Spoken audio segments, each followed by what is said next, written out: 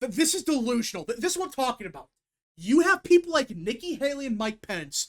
They are so delusional that they really believe that they can actually stop the Orange Man. They can really stop the Republican trends towards MAGA. It's not going to happen.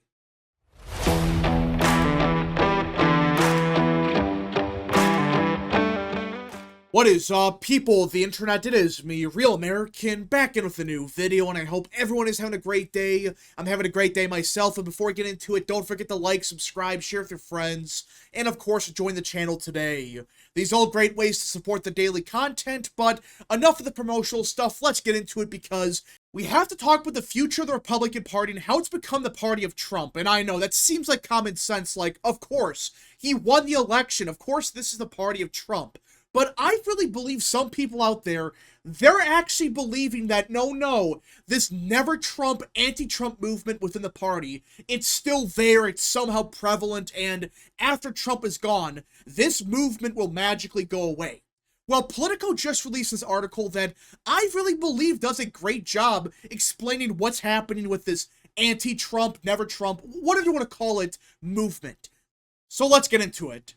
Donald Trump's victory splintered the already fractured Never Trump movement into shards and further boxed out his MAGA outcast, leaving some of his most prominent Republican critics scrambling for relevance in a reordered GOP, and that's the best way to describe it. Trump's victory, it officially killed this Never Trump movement. It was already kind of dead, let's be honest. After 2016 and really after 2020, this was Trump's party. When he won the election in 2016, this was his party, and sure, you had some never-Trumpers out there like Liz Cheney, Adam Kinzinger, I get that, but ever since really 2020, a lot of these people, they already left the party, or they're so unpopular that no one cares what they think. But Trump's victory just a couple weeks ago, it officially killed this movement, which I'm just stunned that it took this long for these people to realize that, oh, wait a minute, this is Trump's party. This is the party of Trump. This is not the party of Bush, Cheney, Kinzinger. No, this is the party of Donald Trump. But even then, there's still some idiots out there that actually believe that, no, this is not the party of Trump. After Trump goes away in 4 years, we're going to go back to being the party of Bush. Which, for starters, why? Trump built up a brand new coalition that, if Republicans expand this coalition even further, it can become unstoppable. Like, this is such a layup for the Republican Party. Yet you have idiots out here that really believe that we have to go back to being the party of Bush. Which, okay, it worked in 2004. Guess what? If you had the same coalition now, Republicans would lose the popular vote by like 15 points. It would be a complete landslide. In recent days, former UN Ambassador Nikki Haley ripped into two of the president-elect's top appointees, Tulsi Gabbard and RFK Jr., on a radio show, which who cares what Haley has to say? Let's be honest. Nikki Haley is just salty that she's not getting any position as administration, which, good on Trump for not giving this loser any kind of credibility, not giving her a damn thing. She backstabbed Trump many times. People just seemingly forget that in 2022 and 2023, oh, Nikki Haley says she will not run against President Trump. She is a supporter of Donald Trump. She's not going to run for president. But then, out of nowhere, she said, actually, you know what? I'm running for president because Donald Trump's the orange man, and he's bad. In fact, you could argue Nikki Haley got so desperate in January and February that she tried to derail the Republican Party. For those that don't remember, she got a bunch of Democrats in New Hampshire, in South Carolina, everywhere to switch party registrations and vote Republican. All right, these are Democrats that would never vote Republican ever.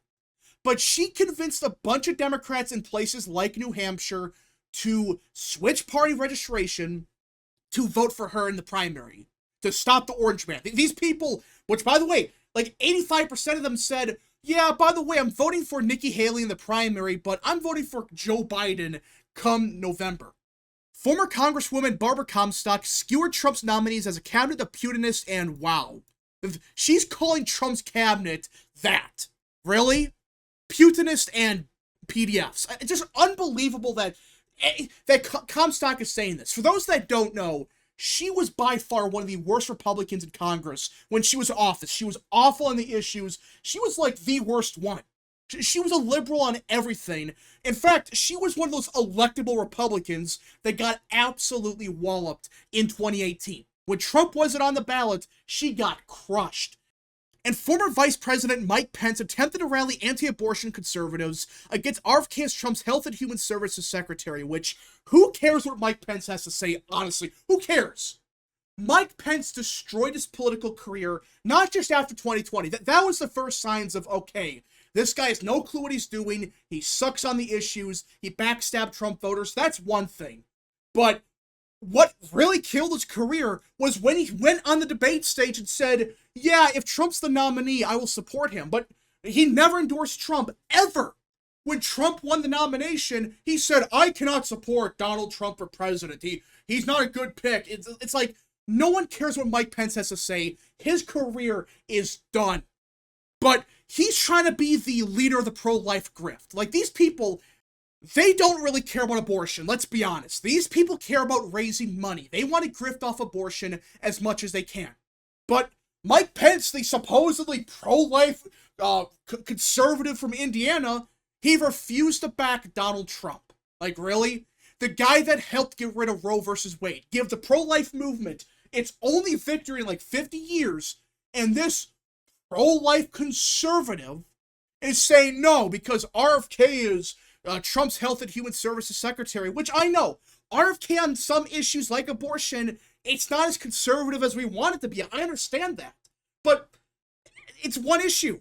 And even then, do you really think RFK's got that big of an impact on abortion when he's the HHS secretary? I highly doubt it. This is just an excuse. Mike Pence and others, they never liked Trump. They backstabbed him at any possible time they could have. They backstabbed the guy. But now they're trying to say, oh, Trump's making bad picks in his cabinet. These are liberals. These are Putinists. These are, former Democrats. It's like, no one cares what you have to say. But they're screaming their words of caution from the sidelines, as Trump, having already overhauled their party, forges ahead with remaking Washington in his MAGA image, and he is doing so with the backing of broadly supportive congressional Republicans who have had little political incentive to listen to his detractors. And they're right. Any Republican in Congress right now that has 5 IQ points or more, they would realize, oh wait, Trump has the mandate, he's beloved by the Republican voter, in fact, just the American voters in general. Everyone loves the guy now. So it's political suicide to listen to people like Nikki Haley, Mike Pence, Comstock. It's like, what's the incentive? If we listen to Haley or Vice President Pence, all that's going to happen is, oh wait, you're going to lose your primary, like Liz Cheney did. Liz Cheney got 20% of the vote. She got walloped. Or be like Nikki Haley, and yeah, you might win a couple races here and there, like Vermont and, DC because of Democrats. But outside of that, you're going to get killed everywhere else. The Never Trumpers and Lincoln Project folks just need to climb back under their rocks for a few years, said Scott Reed, the veteran GOP strategist and leader of the pro-Pence Committed to America PAC. No, just go away. This idea that, oh, if we just wait for the orange man to go away in 4 years, we can make our comeback is bullshit. In 4 years, Vance is going to win the nomination. Does anyone really think that anyone could challenge Vance? I mean, the vast majority of Republicans love this guy already. In fact, he's becoming more and more well-liked as people learn more about the guy. So, Vance is going to be the nominee. I just don't see how anyone really stops Vance unless something crazy occurs. After Trump, it's going to be J.D. Vance. And we all know Trump is going to probably back J.D. Vance in 2028. So it's not just, oh, we wait 4 years, we come back. No. You're talking about more than likely the next 12 years, it's going to be Trump's party, and then it goes to Vance's party. So what are you going to do? You're just going to wait 12 years, then come back? It's like, that's not going to happen. At that point, just become a Democrat. Because in 12 years, these never-Trump Republicans are either going to be dead. I mean, let's be honest, all these people are above the age of 80 anyway, so yeah, they're going to die off. Or the Republican coalition fully adopts to being MAGA, and these voters, they're not going to vote for a Nikki Haley type anyways. So it's like, these voters, they're going to vote for Vance. They're going to vote for someone like Hawley. They're not going to vote for Nikki Haley or Mike Pence. Trump's convincing win allowed the president-elect to quickly consolidate power within his party as he prepares to return to Washington. And let's be honest, he already had power when he won the nomination. Hell, when he got Laura Trump in as RNC co-chair, you could argue that's when the party really became Trump's party officially. Like, unofficially it was Trump's party, but now it's like, he consolidated power 5 months ago. No, 7 months ago. So yeah, I guess you could say, well, since he did so good, a bunch of Republicans like Don Bacon, Brian Fitzpatrick, Michael Lawler, they're probably going to work with Trump a lot more than they would have probably 5 years ago. But even then, it's like, Trump already has power. I mean, he has a mandate. So again, I understand what they're saying here, like he did so good that even people like Michael Lawler and Brian Fitzpatrick, they're kind of forced to bend the knee to this guy. Some, like Haley and Pence, who criticize their former boss on some issues, but remain aligned with him on others, still believe they could change a GOP that has nearly fully bent its knee to Trump. No, you're not. This is delusional. This is what I'm talking about. You have people like Nikki Haley and Mike Pence. They are so delusional that they really believe that they can actually stop the Orange Man. They can really stop the Republican trends towards MAGA. It's not going to happen. In fact, if you were that dumb to do that, the Republican Party would be dead in 10 years anyway. So why the hell would you want to go back to the Bush coalition? That coalition worked once in 2004, and that's it. In 2008 and beyond, it was a disaster. But now you have a coalition that is not just white working class voters, it's working class voters, no matter your race, religion, it doesn't matter. That's the new coalition. And you can keep winning more and more of these people on your side. But these people, for whatever reason, they're against the idea of winning. Like, oh, we have to win with white suburban voters. That's how we're going to win. No, you're not. If you try to go back to the coalition, yeah, you might do better in places like Waukesha, Wisconsin, but you would get killed. Everywhere else, you would do better in like 2 counties, and that's it. You would get killed everywhere else. I mean, these Trump voters, they don't like the Republican Party. If you really think they're going to vote for you if you run Nikki Haley, you're delusional.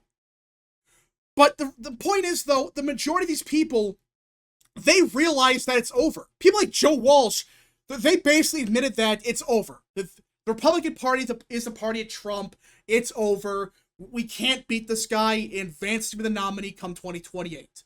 So you do got some Republicans that realize it's over. This is the party of Trump. We got to accept it and move on. But people like Nikki Haley and Mike Pence, for whatever reason, they love losing so much that they want to go back to the Bush coalition, which is literally dead, by the way. I mean, no one talks about that. That coalition's dead. But they would rather have that coalition, for God knows what reason, than have the coalition of MAGA, which, it's clear as day, it works. If you get these people to vote for you, you win in a landslide. Plus, these demographics, they're going to keep trending more and more Republican. So why the hell would you want to risk all of that just for white suburban voters that would never vote for you anyways? Why? It is delusional. That's what's happening here. These people are so delusional that they have convinced themselves that if they stop the Orange Man, then these voters will magically return. Okay, you do 1% better with white college-educated suburban voters, but then do like 50 points worse with young African-American voters. That's what's going to happen. You're going to get killed with every other demographic. But either way, it does seem like most of these people, they've realized it's over. Like Nikki Haley and Mike Pence, they're delusional, but the majority of people, like even Joe Walsh, they realize that it's over. This party is the party of Trump. It would be insane to try to say, we could take the party back. No, you can't. You're going to get killed in a primary, and if you do that, you would get crushed against the Democrat Party. We'll see what happens come 2028, but the Never Trump movement, it's officially dead. After 2024, we can safely say, unless something crazy occurs, this is the party of Trump. Accept it, move on, get over it. Anyways, folks, thank you so much for watching. If you guys did enjoy, smash the like button down below, subscribe, share with your friends, hit that little bell, follow the social media accounts in the description down below, and of course, join the channel today. Godspeed to all of you.